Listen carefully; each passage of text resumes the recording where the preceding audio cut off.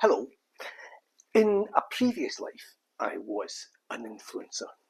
I used to peddle my influence by writing mainly about cars in my very best joined up and being published in that quaint old thing that is called a magazine. I was contributing editor to Car Middle East for the 5 years that it ran in Dubai, that it was published here. I didn't spend any time in front of the camera. I was more interested in getting photographs of the cars, and I didn't think there were many advertisers interested in my squinty teeth. So for me, it was just a case of getting on and writing an opinion. My name is Fraser Martin, and I think, what might be called a silver tuber. Some old guy learning how to do YouTube properly. One of the fun things I got to do at that time was to drive other people's very expensive motor cars in real world circumstances, as I said. These were the days when, as a journalist, you could get a car for a couple of days and go out with the car and get a feel for it. With the reasonable expectation from those who were supplying that you would actually bring the car back in one piece after a couple of days. I'm not sure that happens as much as it used to now, but it still does. It still does happen.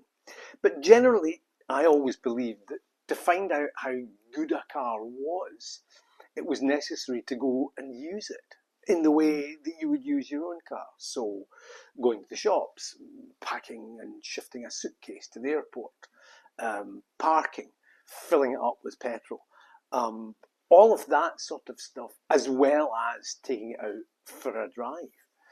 And I think it was important to think about how good the car was at doing the job that it had been sold to do, which wasn't always the case. We had influence, I think, because we knew a little bit about what we were doing, and we reported accordingly. People were interested in what we had to say, because you can always get numbers. Numbers are available anywhere on the internet. So it's not so much the numbers as what did the car feel like? What was it like to own? And we used to have some fun as well, of course. It wasn't all just driving about and making notes and writing up later. There were some track experiences from time to time, although not always. But I spent most of my time just driving stuff. One of my favourite car over the weekend activities was leaving home early on a Friday morning. I'm looking at my notes because although I wrote all this down, it's still a bit tricky to remember it. So I used to go over to a cafeteria in the next emirate in Sharjah, and I would drive over. It would take me maybe 20 minutes to drive over. By the time you got out of the area and onto the motorway and onto some twisty stuff, you were beginning to get a feel for the car. When I'd go to this truck stop, effectively, gingerly drive over the gravel in, a Porsche or a Bentley or a Rolls Royce or a Nissan GTR or a Ferrari, and book myself an omelette sandwich and a cup of tea.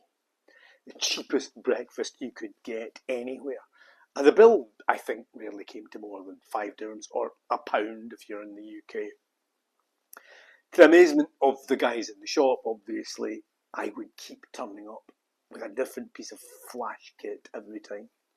The best bit for me was taking the car and filming or taking a picture of the sandwich with the cup of tea and the key fob next to the sandwich, the juxtaposition of this very, very expensive motor car and the cheapest breakfast that you could possibly buy, I just found to be quite amusing. And obviously these guys did as well, because I kept turning up.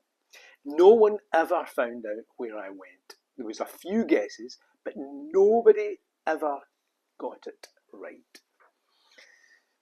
The point, of course, was that if a piece of flash kit, and I've written this down here just to remind me, if a piece of flash kit was going to have difficulty getting to breakfast, what other mundane tasks would it fail? Surely what people want to know about a car, flashy or otherwise, is what it's like to live with. And that's how we influenced. It wasn't about me. It wasn't about my 15 seconds of fame in front of the car with shiny new teeth. It was a story about what I thought of the car. No performance figures, no measurements, nothing that I would never be able to achieve in a standard car anyway. And no complaints about why I couldn't get those numbers out of the car. Just simple stuff. People want to know what it's like to live with one. That's, I think, what influence actually is. You need to know a little bit about it, and you need to know a little bit about what it feels like to be with it. Anybody can churn out numbers and look at chrome and wonder at the colour.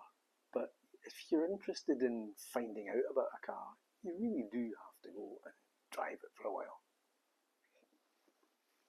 As an adjunct to that story, I got quite a grim look from a PR lady once who had lent me a Ferrari FF. Now, the Ferrari FF is quite a few years old now, and was very much a GT, which stands for Gran Turismo or Grand Touring. So the idea behind a GT car would be, something that you could cross continents with. You could do endless miles all day, get up out of the car at the other end and feel as relaxed as if you'd just spent the whole time on a private jet. That was the concept. It would take baggage, it would take people, and it would do it all in comfort and style. The FF, in my view, failed miserably. It was a terrific looking thing. I loved the station wagon styling of it, but it was uncomfortable. It was noisy. It was difficult to get in and out of. It had a very, very heavy drivetrain. It was really not a very nice thing to drive at all. And certainly didn't tick the boxes of a Grand Tourer. And I told her this. She was very upset. But I published anyway, and we kept the story, and the story ran. And there was a couple of people said, no, it can't be like that. And I still believe that it was. Many years later, that same PR lady had moved from Ferrari and had moved on somewhere else. And I met up with her on another gig in some other country with some other car. And she said, oh, by the way, she said, I always meant to get in touch with you about that Ferrari FF piece that you did. Oh, yeah, okay, go on. She said, you were right. It really was horrible. See, that's what influencers are supposed to do. Influence.